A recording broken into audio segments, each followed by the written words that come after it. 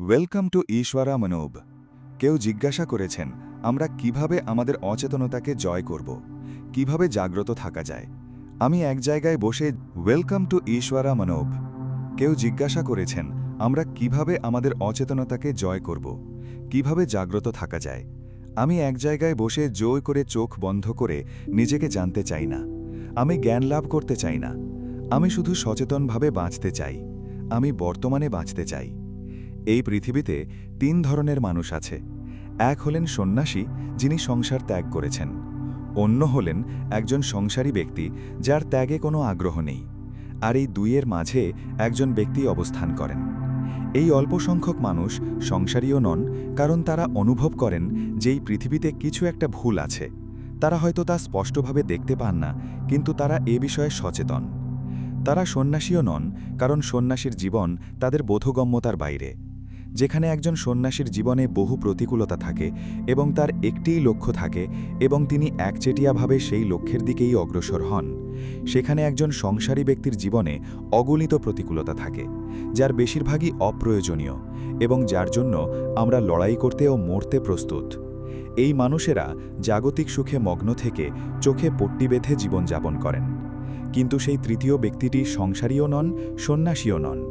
তার জীবন এই দুটির চেয়েও আরও জটিল হয়ে ওঠে, কারণ তার দায়িত্ব অনেক বেশি হওয়ায় তিনি সংসার ত্যাগ করতে পারেন না। আবার সংসার ত্যাগ করা সহজ না হওয়ায় তিনি সন্ন্যাসীর জীবনও গ্রহণ করতে পারেন না। তবুও এই পৃথিবীতে থেকেই তিনি কিছু শেখার, কিছু বোঝার এবং জাগ্রত থাকার চেষ্টা চালিয়ে যান। কিন্তু এই ব্যক্তির জন্য জাগরণ কি সহজ? তথাগত গৌতম বুদ্ধ তাঁর শিষ্যদের জন্য অত্যন্ত কঠোর নিয়মকানুন নির্ধারণ করেছিলেন, কারণ তিনি জানতেন যে এই জগৎ আমাদের আকর্ষণ করে। যে কেউ এই জগতের প্রতি আকৃষ্ট হয়, সে স্বার্থপরতা ও লোভে প্রথিত এক জগতে প্রবেশ করে। অর্থের লোভ, ভালোবাসার লোভ, ক্ষমতার লোভ, বুদ্ধির লোভ এবং সব কিছুর চূড়ান্ত বিপরীত দেহের লোভ, যৌনতা। এই সমস্ত জিনিস আমাদের স্বপ্ন দেখায়। এগুলো ভবিষ্যতের রূপকল্প তৈরি করে, বলে এটা ঘটবে, ওটা ঘটবে, শুধু এটা করো আর তোমার সব স্বপ্ন সত্যি হয়ে যাবে। রাতে স্বপ্ন দেখার সময় আপনি এটা দেখেছেন। স্বপ্নে আপনি একটি সম্পূর্ণ জগৎ, এমনকি একটি পুরো জীবন যাপন করেন। আর যতক্ষণ আপনার স্বপ্ন চলতে থাকে, আপনি সব সময়ই মাঝপথেই থাকেন। এর মানে হলো কোনো তৃপ্তি নেই। চোখ খোলার সাথে সাথেই এবং স্বপ্নের কথা মনে পড়ার পর আপনি সব সময় ভাবতে থাকেন এরপর কি হওয়ার কথা ছিল। একইভাবে এই জগতের স্বপ্নগুলো কখনো শেষ হয় না। সেগুলো সব সময়ই মাঝপথেই থাকে যায়। সেগুলো কখনোই পূরণ হবে না। পূরণের ভ্রম সব সময় টিকে থাকে। একেই মায়াও বলা হয়।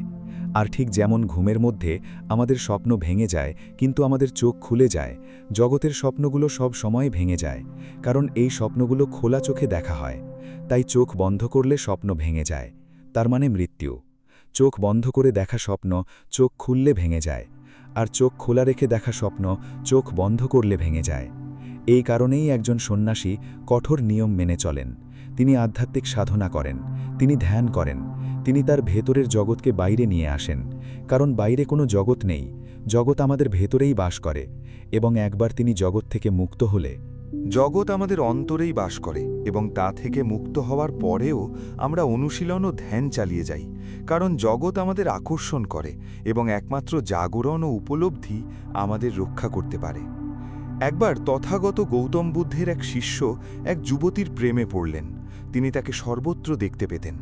বুদ্ধ তার শিষ্যের কথা জানতেন, কিন্তু তিনি চেয়েছিলেন শিষ্যটি যেন নিজের উপলব্ধির মাধ্যমে এই জগতের প্রলোভনগুলো জয় করে। কিন্তু ধীরে ধীরে শিষ্যটি অকর্মণ্য হয়ে পড়ল।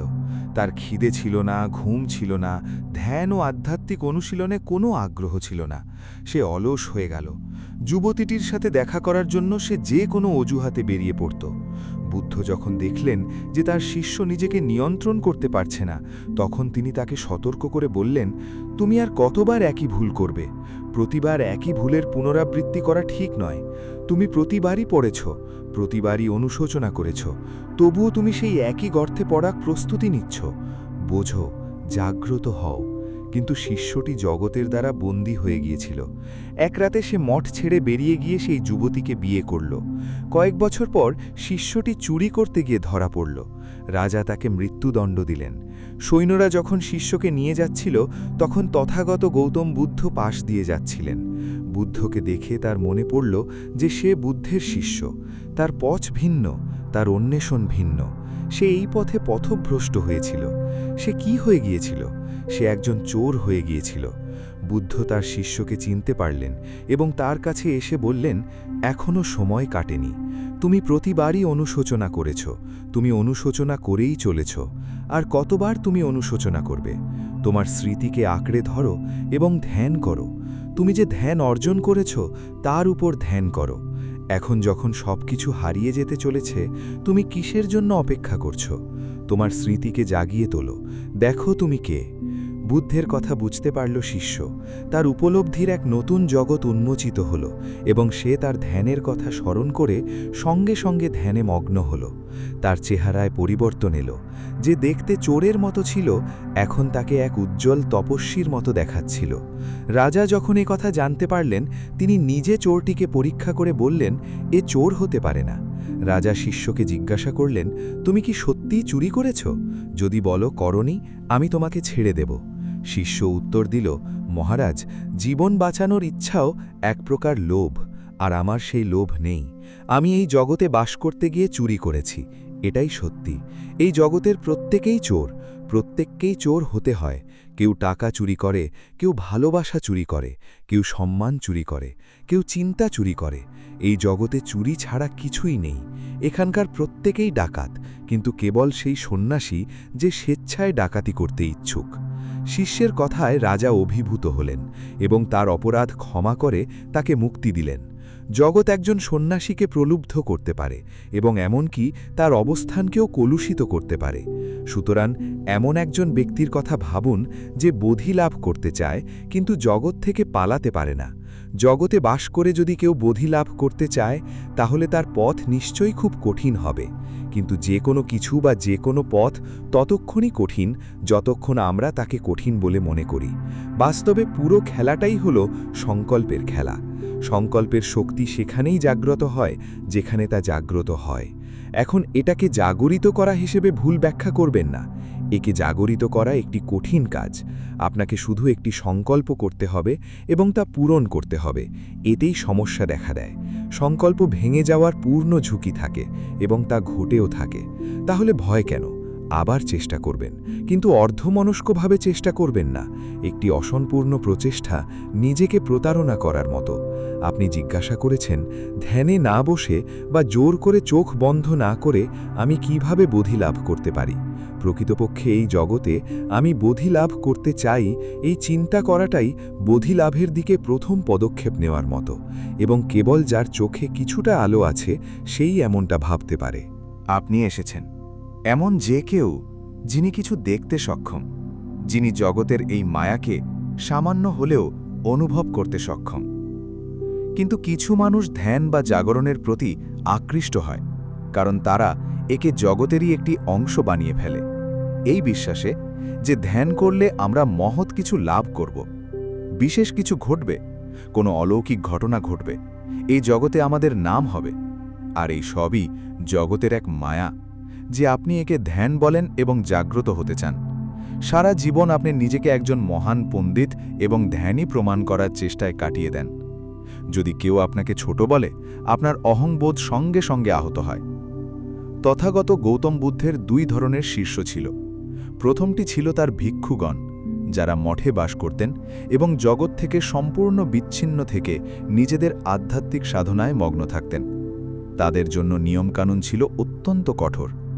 দ্বিতীয়টি ছিল পার্থিব শিষ্য, যাদের উপাসক বলা হতো। এদের জন্য নিয়মকানুন ভিন্ন ছিল। তারা বিবাহ করতে, ব্যবসা করতে এবং সমস্ত পার্থিব কাজে অংশ নিতে পারত।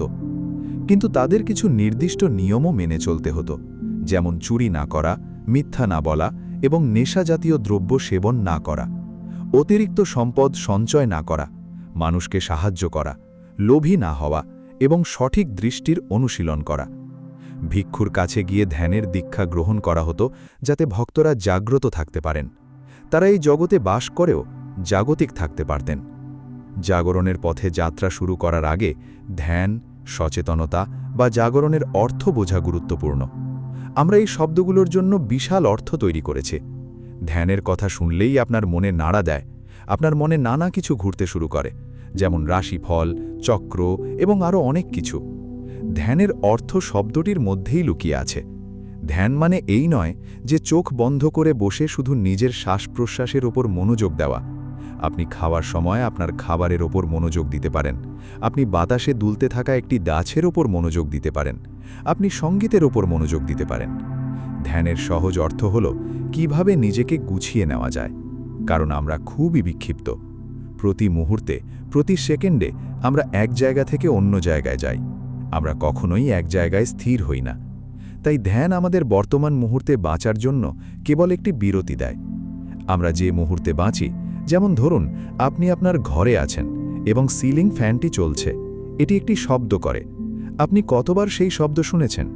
সারা রাত একবারও আপনি ফ্যানটি বা তার শব্দ খেয়াল করেন না, কারণ আপনি এতটাই বিক্ষিপ্ত। কে জানে কোথায় হারিয়ে গেছেন, নানা রকম জিনিস নিয়ে ভাবছেন। তাহলে আপনার মনোযোগ কিভাবে একটি জিনিসের ওপর কেন্দ্রীভূত হতে পারে? তাই যখন আপনি এতটাই বিক্ষিপ্ত, এতটাই খণ্ডিত, আপনি সর্বদা বর্তমান মুহূর্তটিকে ভুলে যান। আমরা বর্তমান মুহূর্তে বাঁচি এবং ধ্যানের মাধ্যমে আমরা একত্রিত হই। কিন্তু একটিই জিনিস ধ্যান করার চেষ্টা করা, একটিই জিনিস ধ্যান করা, একটিই জিনিস ধ্যানে থাকা। যখন আপনি 5 মিনিটের জন্য আপনার শ্বাসের ওপর ধ্যান করার সংকল্প করেন, তখন আপনার মনোযোগের একাগ্রতার কারণেই আপনি উপলব্ধি করেন যে আপনার ভেতরে কতটা কোলাহল এবং কণ্ঠস্বর রয়েছে। আপনি বলেন, আমি মনোযোগ দিতে পারি না, আমার মনোযোগ বিক্ষিপ্ত হয়ে যায়। বাস্তবে আপনার ধ্যান ঘটার জন্য প্রস্তুতি নিচ্ছে, কারণ আপনার ভেতরে ইতিমধ্যেই অনেক কোলাহল এবং চিন্তা রয়েছে। মনোযোগের অভাবে আপনি কোনো কিছু দেখতে বা শুনতে পান না, কিন্তু যেই মুহূর্তে আপনি ধ্যান করেন, সব কিছু শ্রাব্য ও দৃশ্যমান হয়ে ওঠে এবং কি ঘটছে তা ভেবে আপনি আতঙ্কিত হয়ে পড়েন।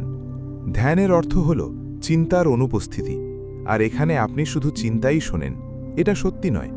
ধ্যানের অর্থ হল পর্যবেক্ষণ করা, জিনিসগুলোকে যেমন আছে ঠিক তেমনভাবে দেখা।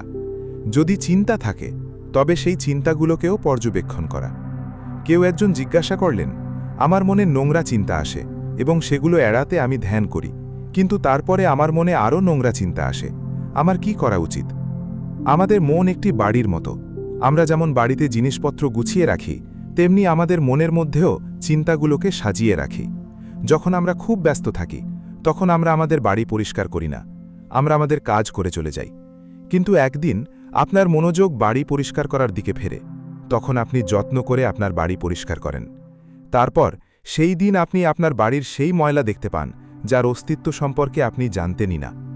একইভাবে যখন আপনি আপনার মনকে শুদ্ধ করার জন্য ধ্যান করেন, তখন আপনার জেনে বা না জেনে পুষে রাখা ময়লা দৃশ্যমান হয়ে উঠবে এবং কেবল তখনই আপনি তা শুদ্ধ করতে পারবেন। তাই এই চিন্তাগুলো থেকে পালিয়ে যাবেন না, আপনাকে এগুলো পর্যবেক্ষণ করতে হবে।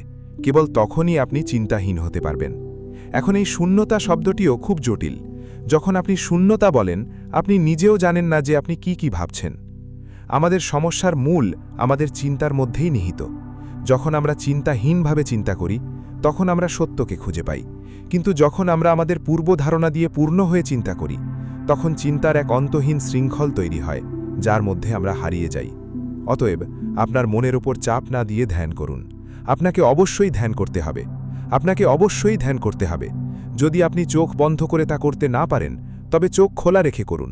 যদি আপনি নিজের ভেতরে মনোযোগ দিতে না পারেন, তবে বাইরে মনোযোগ দিন। যদি আপনি আপনার শ্বাসের ওপর মনোযোগ দিতে না পারেন, তবে পাখির কলরবের ওপর মনোযোগ দিন। কিছু গান শোনার চেষ্টা করুন। যে কোনো উপায়ে নিজেকে সংহত করুন। যেই মুহূর্তে আপনি স্থির হবেন, আপনাকে বর্তমানে ফিরে আসতে হবে না। বর্তমানে আসুন এবং সেই আনন্দ অনুভব করুন যার কথা মহান যোগী ও সন্ন্যাসীরা বলেন। সেই আনন্দ হল বর্তমানে আসার আনন্দ।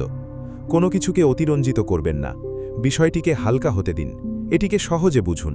জীবন সহজ নয়, কিন্তু জীবন নিজেই সহজ, এটা বুঝুন এবং দেখুন। জন্ম নেবার জন্য আপনি কঠোর পরিশ্রম করেননি, আপনি বেঁচে থাকার জন্য এত কঠোর পরিশ্রম করছেন এবং মৃত্যুকে ভয় পাচ্ছেন। জীবন একটি সুযোগ, এটিকে বাঁচতে ব্যবহার করুন, বিভ্রান্ত হতে নয়। যদি সারা জীবন দুশ্চিন্তা করে মারা যান, তাহলে বাঁচবেন কখন? সাবস্ক্রাইব নাও। ঈশ্বর ও মানব, সবাই ভালো থাকুন। ধন্যবাদ।